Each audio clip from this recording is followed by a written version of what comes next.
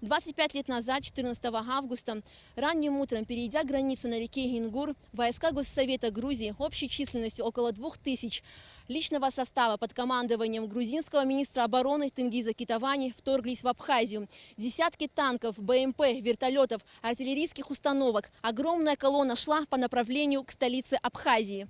Первое препятствие армия вторжения встретила в километрах 30 от границы. Здесь, близ поселка Ахурей, был пост полка внутренних войск Абхазии, расположенный на трассе близ города Очимчира.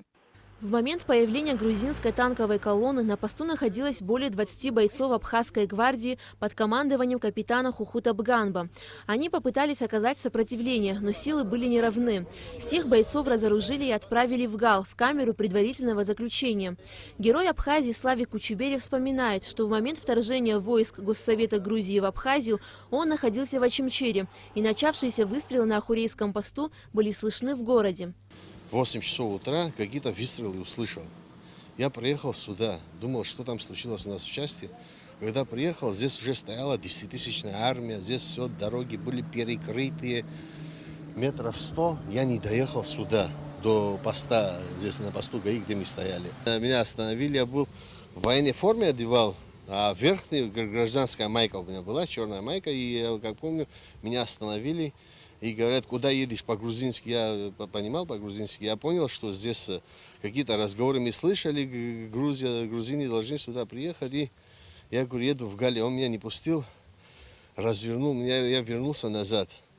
Я где здесь недалеко, метров 500, где наш военный час был, поворот там остановился, пошел пешком в час, думаю, что там узнать. Я увидел мальчика из Ухбая, Астамура, он у нас связистом служил. И 4 братья, которые погибли, Шерсть один из них. И я его увидел в лесу, он говорит, я в КШМке сидел, говорит, КШМку взяли, говорит, а меня не заметили, он где связь там сидел и выпрыгнул в лесу. И я его взял, и так началась война. Услышав о вторжении грузинской гвардии, примерно в 10 утра к Ахурейскому посту приехал Игорь Гургулья, бывший тогда главой администрации Очимчирского района. Он вспоминает, что все попытки разговора с грузинским генералом Ланчава оказались безуспешными. Я подхожу к нему, поздоровался, говорит, я глава района, объясните, в чем дело, в чем мы провинились, чего не предупредили нас, учение у вас или что такое? Он начал мне говорить все, значит, ответ на грузинском языке. 1-2 раза, значит, я хотел остановить, но не получается. В конце, когда закончил, я ему говорю, вы долго говорили, но я по-грузински не понимаю. А кто вы будете? Я абхаз. Вот таких, как вы, говорите, держим мы руководителями районов, поэтому у нас дела идут так. Дал команду, сразу меня, значит, взяли и повезли в Гали, в изоляторе держали немного, с Гали в Тбилиси, в Галдане.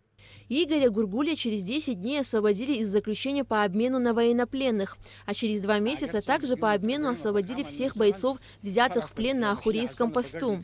Первые потери с обеих сторон 25 лет назад произошли именно здесь, на пересечении 4 дорог, в районе села Баслах Очимчирского района. С нашей стороны погибли 3 гвардейцев.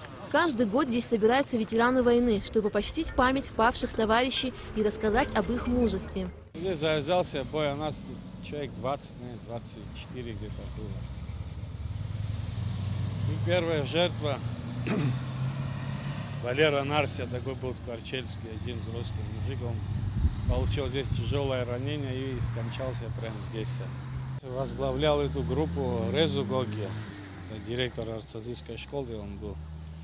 Я так с ним близко лично не был знакомый, но вот перед этого дня сразу нас прикрепили к нему, и мы выдвинулись сюда, по верхней части мы вышли.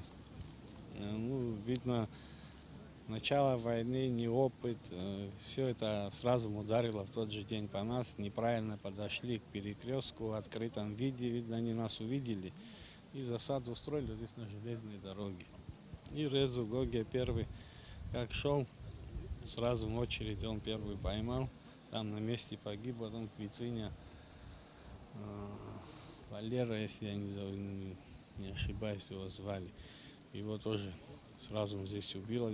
Ровно в полдень, как и во всех районах нашей страны, ветераны войны и общественность минутой молчания отдали дань памяти павших за свободу и независимость Абхазии. Алика Трапш, Леон Адлиба, Абхазское телевидение.